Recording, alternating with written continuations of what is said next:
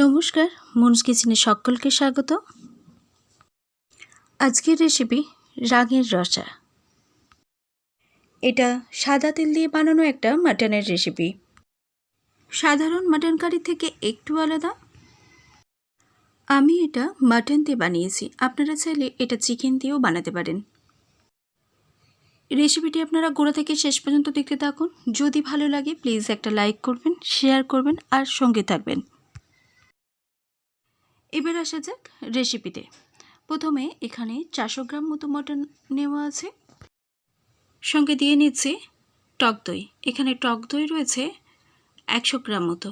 100 গ্রাম টক দই দেওয়ার পর সাথে সাথেই দিয়ে নিচ্ছি 2 টিস্পুন মতো নুন।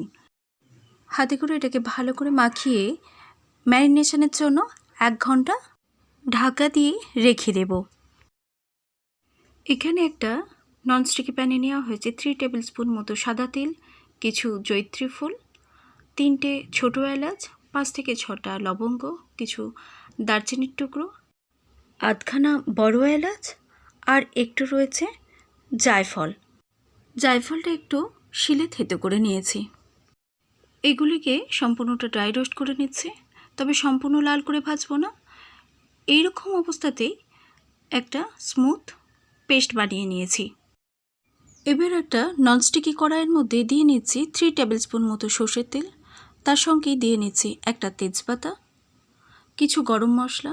গরম মশলার মধ্যে রয়েছে 1 টুকরো দারচিনি, 2টো লবঙ্গ আর 4টে ছোটো এলাচ।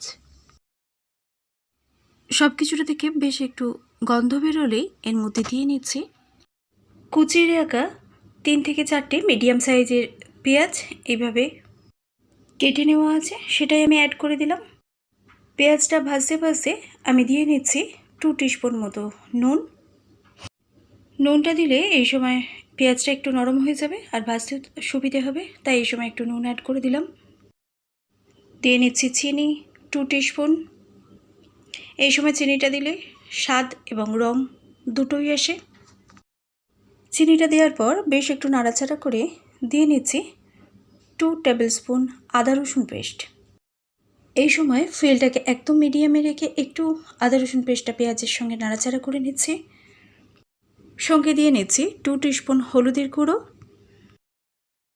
দিয়ে নিচ্ছি 2 টেবিল স্পুন মতো লঙ্কার গুঁড়ো, দিয়ে নিচ্ছি মশলার জায়গাটা ধুয়ে 1/2 কাপ ঈষদুষ্ণ গরম জল। এবারেই সম্পূর্ণ মশলাটাকে 2 থেকে 3 মিনিট মতো মিডিয়াম ফুয়েলের মধ্যে কষিয়ে নিতে হবে। মশলা থেকে তেল ছাড়তে আরম্ভ করলে দিয়ে নিচ্ছি 1/2 কাপ মতো ঈষদুষ্ণ জল। তার সঙ্গে অ্যাড করে দিচ্ছি 2 চামচ মতো ধনে আর জিরে গুঁড়ো একসঙ্গে সতে করে গুঁড়িয়ে নেওয়া। একটা ফ্রাইং প্যানের মধ্যে কিছুটা ধনে আর কিছুটা জিরে দিয়ে জাস্ট গরম হয়ে গেলে নামিয়ে নিয়ে সেটাকে গুঁড়িয়ে নিয়েছি, সেটারই 2 চামচ মতো আমি এতে অ্যাড করে দিয়েছি। ধনে আর জিরে গুঁড়োটা দিয়েও 30 সেকেন্ড মতো লো ফ্লেমের মধ্যেই আর একটু কষিয়ে নিলাম। মশলা কষানোর ঠিক এরকম পর্যায়ে অ্যাড করে দিচ্ছি এবার ম্যারিনেট করা মাটনটা। সেম প্রসেসে অর্থাৎ মিডিয়াম ফ্লেমে রেখেই মাংসটাকে আবারও কষিয়ে নিতে হবে 3 থেকে 4 মিনিট মতো। সম্পূর্ণ মশলাটা মাংসের মধ্যে মেশানো হয়ে গেলে এবার এটাকে ঢাকা দিয়ে রেখে দিয়েছিলাম 3 থেকে 4 মিনিট মতো একেবারে মিডিয়াম ফ্লেমের মধ্যেই। আবারও একটু নাড়াচাড়া করে দিয়ে মোটামুটি 7 থেকে 8 মিনিটের জন্য আবারও ঢাকা দিয়ে রেখে দিচ্ছি। ঢাকাটা খুলে আবারও কিছুক্ষণ নাড়াচাড়া করার পর এরকম অবস্থায় আবারও ঢাকা দিয়ে এটাকে রান্না করতে হবে। এটাকে বারে বারে এইভাবে ঢাকা দিয়ে রান্না করতে হবে। মাংসের ঠিক এই পর্যায়ে অ্যাড করব তিল আর গরম মশলা দিয়ে যে পেস্টটা বানিয়ে রেখেছিলাম সেটাই এর মধ্যে অ্যাড করে দিচ্ছি। মশলার জায়গাটা ধুয়ে আর একটু ঈষদুষ্ণ জল আমি এর মধ্যে অ্যাড করে দিলাম। অবশ্যই এই সময় ফ্লেমটা থাকতে হবে মিডিয়ামে।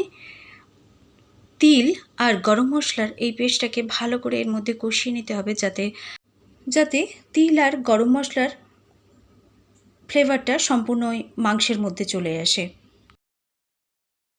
আরও কিছুক্ষণ নাড়াচাড়া করে নিয়ে আবারও এটাকে ঢাকা দিয়ে রেখে দিতে হবে বেশ হাতে সময় নিয়ে যতক্ষণ না মাংসটা একটু ভালো করে সফট হয়ে যায়। এবার এদিকে নিয়ে নিয়েছি একটা বাটির মধ্যে 8 পিস মতো আমন্ড, 12 পিস কাজু আর 20 থেকে 25 পিস মতো কিশমিশ। এটাকে আমি একটা পেস্ট বানিয়ে নেব।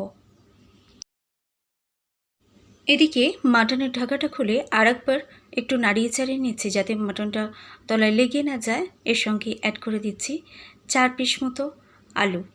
আলুটা একেবারেই অপশনাল, আলুটা না দিলেও মাটনটা খেতে ভালোই লাগে। আলুটা আমি আগে থেকে ফ্রাই করে রেখেছিলাম। এর সঙ্গে আমি অ্যাড করে দিচ্ছি 2 কাপ মতো ঈষদুষ্ণ গরম জল। ওটা হচ্ছে 100 ml কাপ, সেই হিসেবে আমি দিলাম।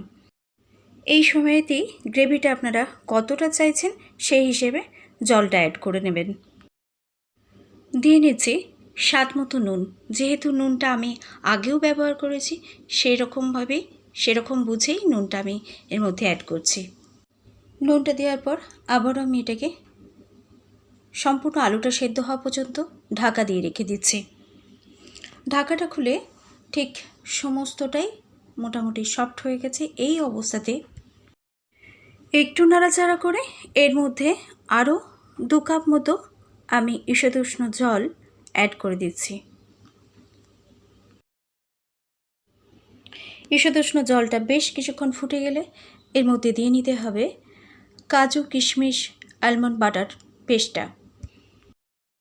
এই সময় অবশ্যই ফুয়েলটা থাকতে হবে লোয়েতে।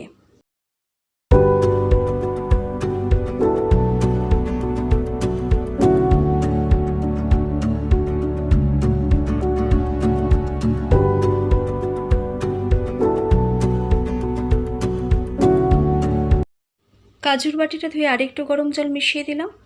সঙ্গে দিয়ে নিচ্ছি 2 টিস্পুন মতো গোলমরিচের গুঁড়ো। গোলমরিচ দেওয়ার সাথে সাথেই দিয়ে নিচ্ছি এখানে পাতিলেবুর রস 2 টিস্পুন মতো। তৈরি হয়ে গেল আমাদের মাটনের রাঙির রসা। এই রেসিপিটি আমরা রুটি, পরোটা, নান, সাদা ভাত সবের সঙ্গেই সার্ভ করতে পারি। বাড়িতে বানিয়ে অবশ্যই জানাবেন আপনাদের এই রেসিপিটি কেমন লেগেছে।